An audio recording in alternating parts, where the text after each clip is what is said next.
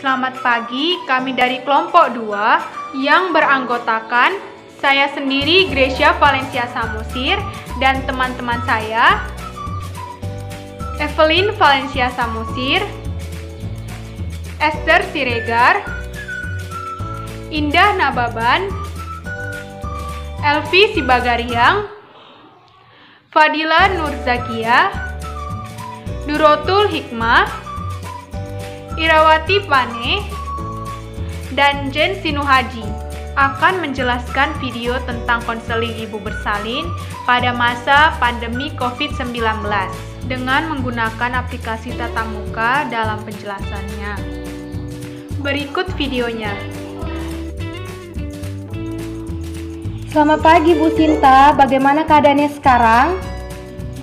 Baik Bu. Wah, Ibu bersama dengan siapa sekarang? Iya Bu, saya ini bertemu dengan mertua beserta suami saya untuk mengecek kandungan saya. Iya Bu, walaupun di luar kota, saya ini tetap menemani istri saya konseling Bu.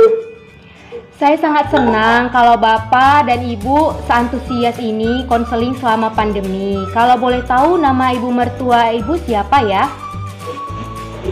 Kenalin Bu, saya Puput.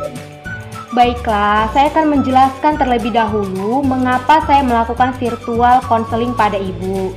Jadi, selama pandemi ini, Ibu bersalin diharapkan untuk konseling kehamilan minimal 4 kali selama hamil. Nah, sebelumnya kan kita sudah bertemu pada bulan pertama kehamilan Ibu. Namun, untuk pertemuan kedua kali ini, kita skip pertemuan dengan menggunakan video call untuk menghindari Ibu dari virus pandemi sekarang.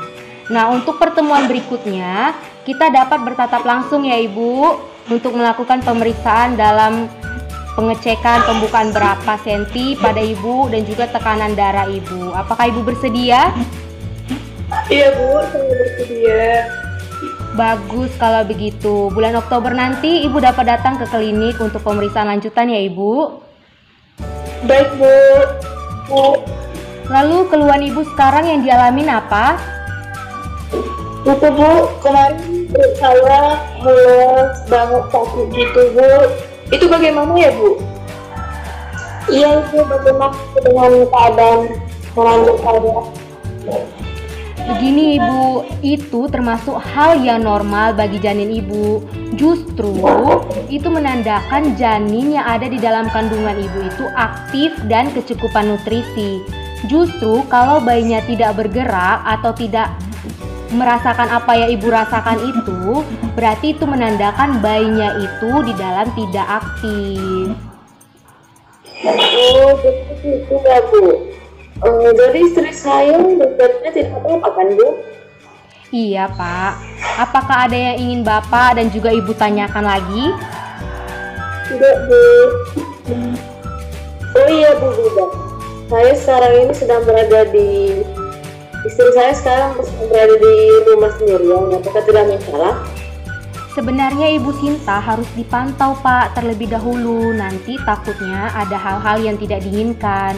Kalau boleh tahu kapan Ibu Puput dan juga Bapak dapat menemani Ibu Sinta di rumah? Saya kemungkinan besok akan ke sana menunggu anak saya pulang bulan depan Ibu. Tidak masalah Bu. Oh begitu ya Bu. Ibu Sinta itu dapat dirawat di sini sampai Ibu mertua Ibu datang. Bagaimana Bu? Bagaimana Bu Sinta? Tidak masalah Bu, saya dapat menunggu di rumah hingga mertua saya datang besok pagi ke rumah. Baiklah kalau begitu, Ibu jangan melakukan hal-hal yang berat-berat dahulu. Cukup istirahat dan juga konsumsi makanan yang bergizi yang mengandung adik ya Ibu, yaitu asam fosfat, vitamin D, zat besi dan juga kalsium yang terdapat pada susu ya Ibu. Baik Bu, kalau begitu terima kasih banyak Ibu juga. Iya Ibu, sama-sama. Ibu dapat melakukan konseling bersama dengan saya kapanpun ya Ibu mau melalui video call ya Ibu. Dan saya akan memberikan Ibu waktu untuk pengecekan tatap muka. Oke Ibu? Baik Bu. Baik, kalau begitu saya tutup perjumpaan kita kali ini ya Bapak Ibu. Terima kasih. Sudah. Oke, weh. Di sini saya akan menjelaskan tentang tahap-tahap konsultasi pada program kehamilan. Konsultasi program kehamilan adalah prosedur pemeriksaan yang dilakukan sebelum pasien menjalani masa kehamilan. Prosedur ini bertujuan untuk mengidentifikasikan hal-hal yang dapat mempengaruhi kemampuan pasien untuk hamil dan menjalani masa kehamilan, serta meningkatkan peluang bayi lahir sehat. Dan adapun sebelum konsultasi program hamil adalah ada beberapa hal yang perlu dipersiapkan oleh pasien atau pasangan sebelum melakukan konsultasi program hamil. Antara lain yang pertama adalah riwayat kesehatan secara keseluruhan. Dan yang kedua, jenis obat atau produk yang sedang atau pernah dikonsumsi oleh pasien. Sebaiknya membawa dan menunjukkan jenis obat termasuk vitamin dan suplemen yang sedang dikonsumsi. Beberapa jenis obat mungkin dapat menghambat proses kehamilan atau menyebabkan cacat lahir pada bayi.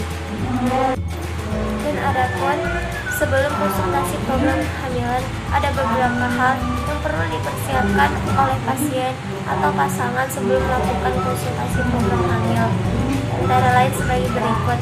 Yang pertama adalah riwayat kesehatan secara keseluruhan. Dan yang kedua, jenis obat atau produk yang sedang atau pernah dikonsumsi. Pasien sebaiknya membawa dan menunjukkan jenis obat tersebut, termasuk vitamin dan suplemen yang sedang dikonsumsi. Beberapa jenis obat mungkin dapat menghambat proses kehamilan atau menyebabkan bayi cacat lahir. Kemudian yang ketiga adalah daftar pertanyaan. Sebelum menjalani konsultasi program hamil, pasien dan pasangan sebaiknya membuat daftar pertanyaan mengenai berbagai hal-hal tentang program kehamilan. Urutkan pertanyaan mulai dari yang terpenting dahulu. Hamil, pasien dan pasangan sebaiknya membuat daftar pertanyaan mengenai berbagai hal-hal tentang program kehamilan. Urutkan pertanyaan mulai dari yang terpenting dahulu. Dan hasil pemeriksaan lainnya yang telah dilakukan. Dari hasil tersebut, dokter dapat mengetahui hal-hal yaitu yang pertama, kondisi pasangan yang menjalani konsultasi program hamil. Kemudian, tindakan pengobatan. Dan yang ketiga, menentukan program hamil. Kemudian, selain melakukan konsultasi program hamil, ada beberapa hal yang dapat dilakukan untuk meningkatkan peluang hamil. Di antaranya adalah yang pertama adalah mengonsumsi 400 asam folat setidaknya 1 bulan sebelum masa kehamilan hingga usia kehamilan 12 minggu. Dan yang kedua,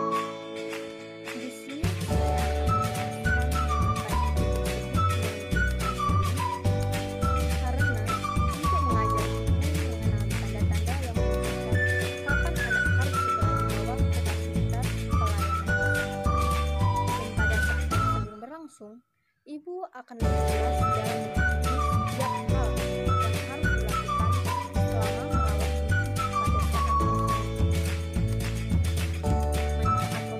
manfaat konseling terhadap menjadi lebih memahami betapa pentingnya menjaga kebersihan dan pembentukan nutrisi, waspada akan terjadinya kelainan-kelainan yang dapat membahayakan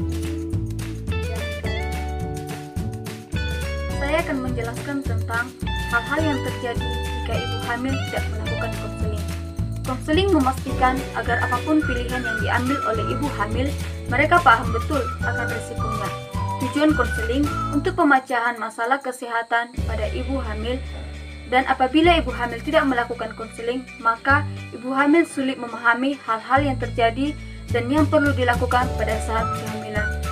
Dan jika ibu hamil tidak melakukan konseling dan tidak menyampaikan keluhan-keluhan yang terjadi, dampaknya adalah ibu hamil belum paham dengan segala hal yang berkaitan dengan kehamilan. Terima kasih.